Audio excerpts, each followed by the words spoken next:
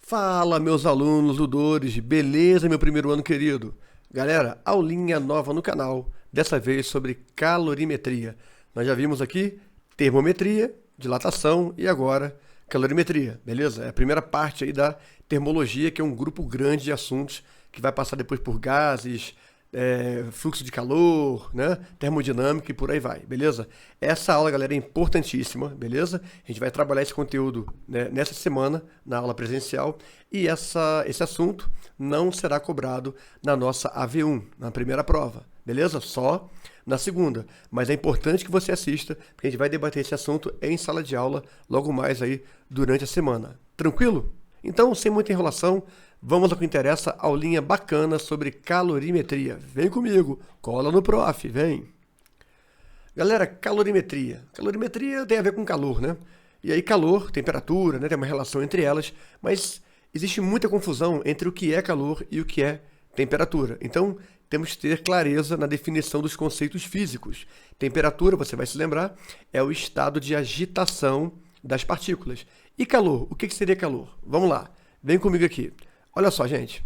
Calor é energia térmica em movimento entre corpos de diferentes temperaturas. Vamos imaginar o seguinte. Eu tenho um corpo A a 80 graus Celsius, beleza? E eu tenho um corpo B aqui, ó, a 20 graus. Temperatura de A maior que a temperatura de B. Se eu considerar, pessoal, que esse sistema está isolado, olha só, vou isolar aqui. Ou seja, eles só podem trocar calor entre eles, beleza? Sistema isolado. Vai acontecer o quê? Quem tem mais temperatura vai perder energia para quem tem menos. Essa energia transferida do corpo A para o corpo B é o que a física chama de calor. Então perceba que o calor é energia térmica em movimento entre corpos de diferentes temperaturas, sempre da maior temperatura, do corpo de maior temperatura para o corpo de menor temperatura.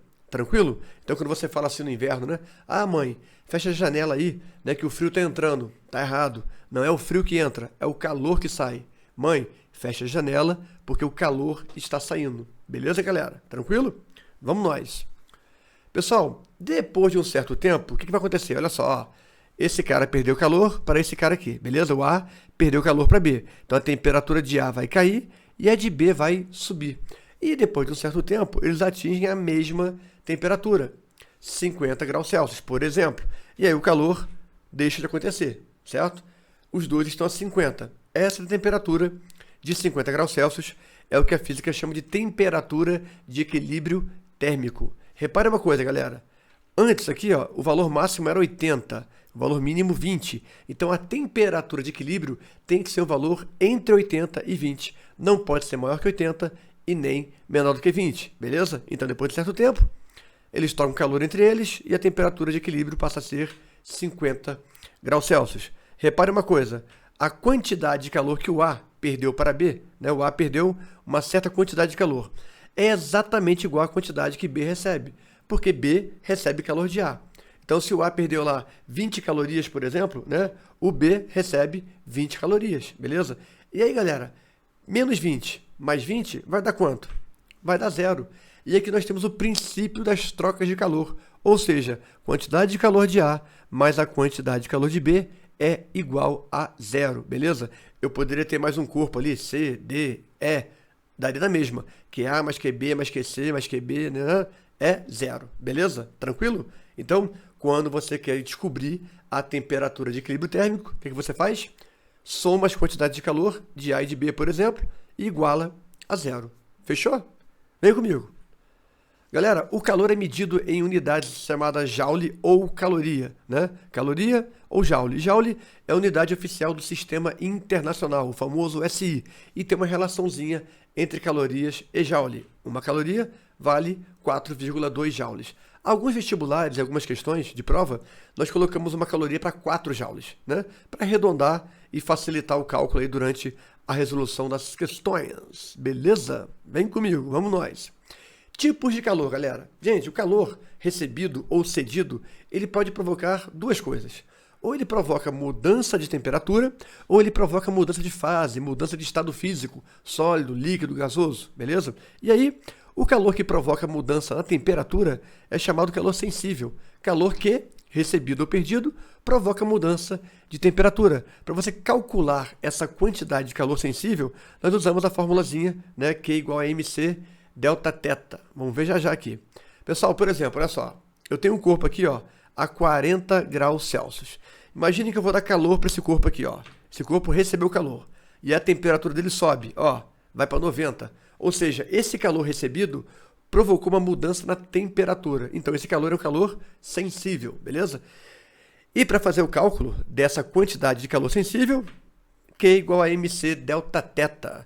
Q é a quantidade de calor, m é a massa, C é o calor específico e delta θ é a variação de temperatura. Pessoal, muito importante aqui, vem comigo. O calor específico, ele é específico de cada substância. Silício, água, álcool, cada substância vai ter um valor para ele. E esse conceito de calor específico é importantíssimo na física, beleza? Vamos lá discutir o que seria calor específico. Vem comigo. Olha só, galera. Calor específico é a quantidade de calor necessária para aumentar ou diminuir em 1 grau Celsius a temperatura de 1 grama de uma substância. Entendeu? Não? Tá meio estranho? Vamos lá, olha só. Vamos pegar aqui, galera, o calor específico da água. Vem comigo. 1 caloria por grama grau Celsius. Como é que você vai interpretar isso? Olha só.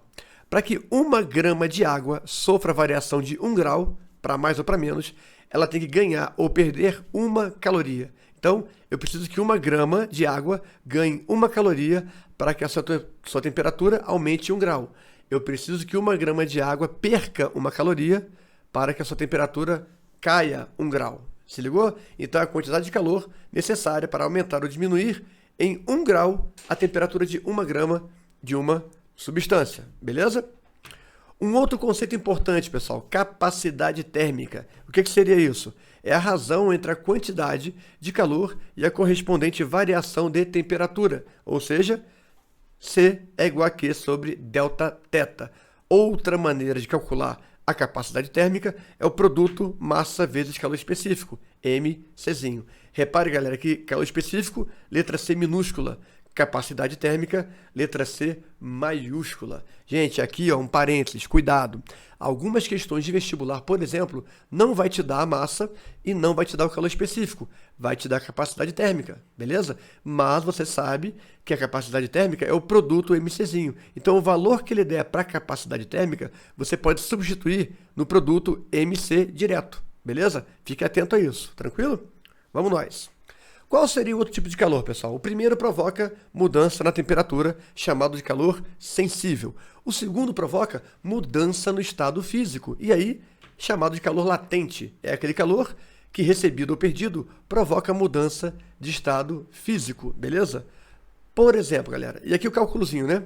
Q igual a ml, em que Q é a quantidade de calor, m é a massa, e o L é o calor latente, que pode ser de fusão, sólido para líquido, ou vaporização do líquido para o estado gasoso, beleza?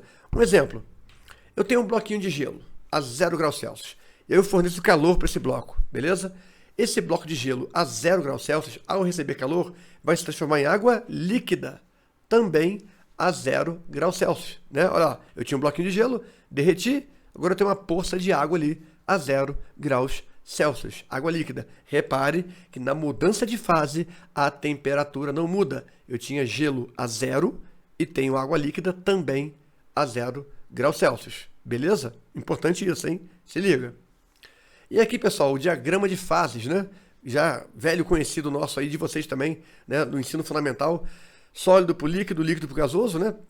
Fusão, solidificação, vaporização, liquefação. Se você vai direto para o gasoso partindo do sólido, ou o contrário, sublimação, para cá a temperatura aumenta e para cá a temperatura é reduzida, beleza? Só para você entender esse processo aí de mudança de fase, tranquilo? Então vimos o calor sensível, que provoca mudança de temperatura. E agora, o calor latente, que provoca mudança no estado físico. Fechou?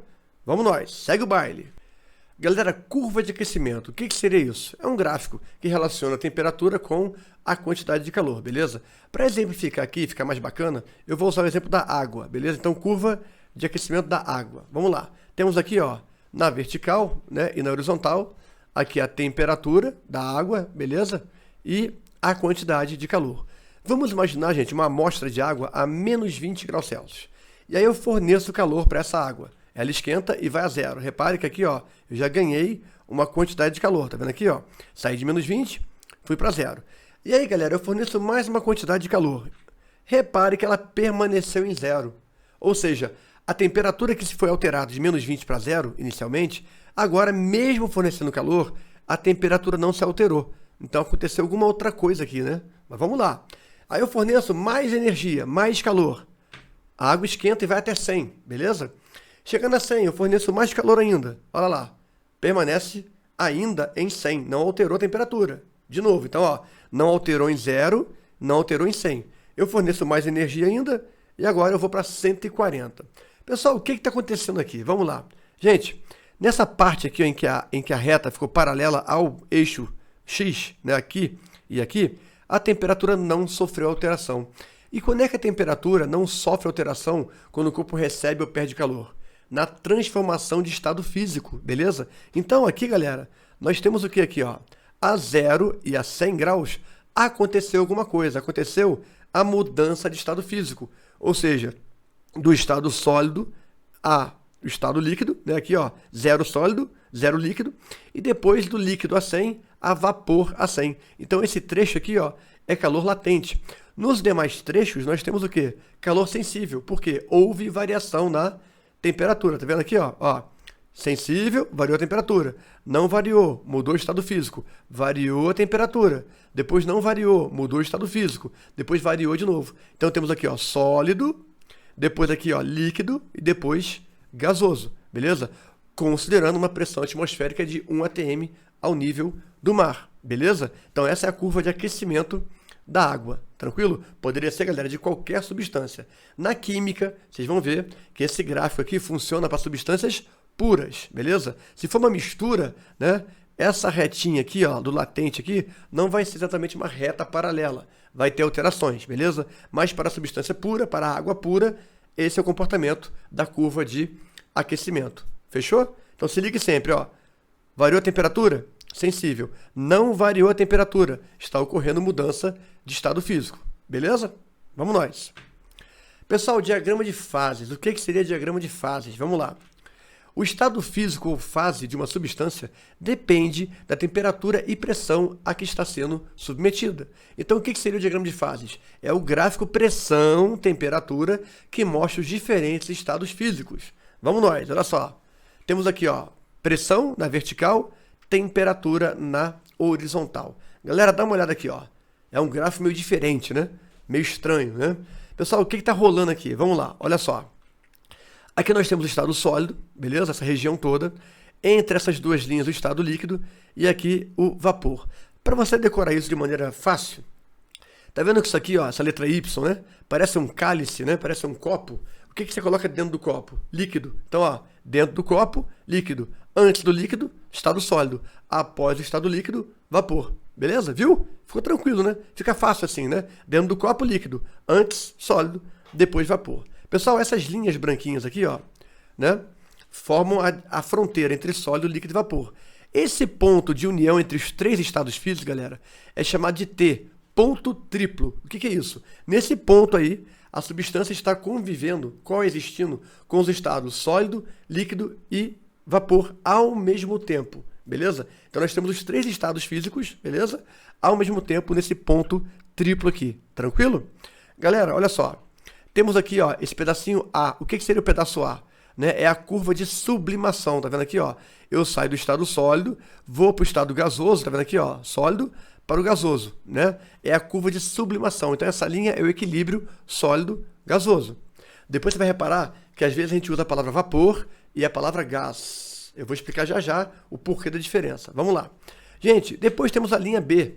Essa linha B é a fronteira do sólido com o líquido, ou seja, é a curva de fusão, passagem do estado sólido para o estado líquido, equilíbrio sólido-líquido.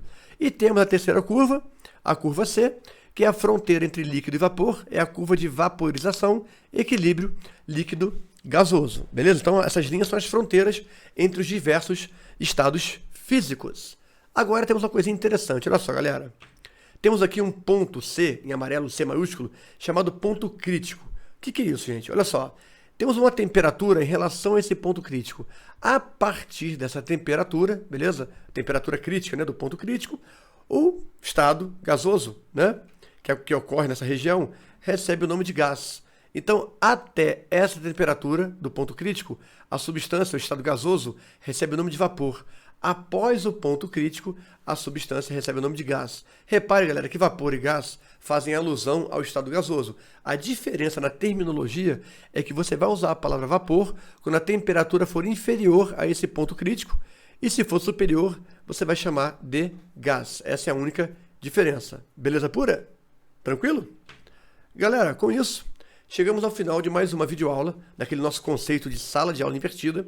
E aí, na semana agora, na aula presencial, a gente vai debater e vai aprofundar esses temas que foram apresentados aqui, principalmente na resolução de questões de exemplo, né? Vocês sabem que eu sempre gosto de fazer as questões do livro como exemplo. Eu pego questões diferenciadas, aplico os conceitos, a galera vai acompanhando, vai entendendo, e aí depois eu passo uma lista para vocês realmente aplicarem tudo aquilo que foi visto, tanto na videoaula quanto na nossa sala de aula presencial, beleza? Qualquer dúvida que você tenha, por gentileza, coloque aí nos comentários, manda um WhatsApp pro tio, beleza?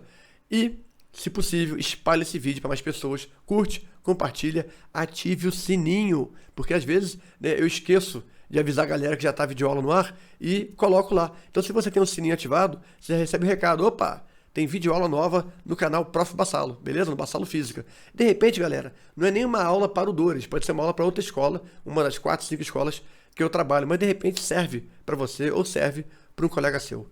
Beleza? Então, galera, é isso. Aquele abraço, um beijo, um queijo. Fui!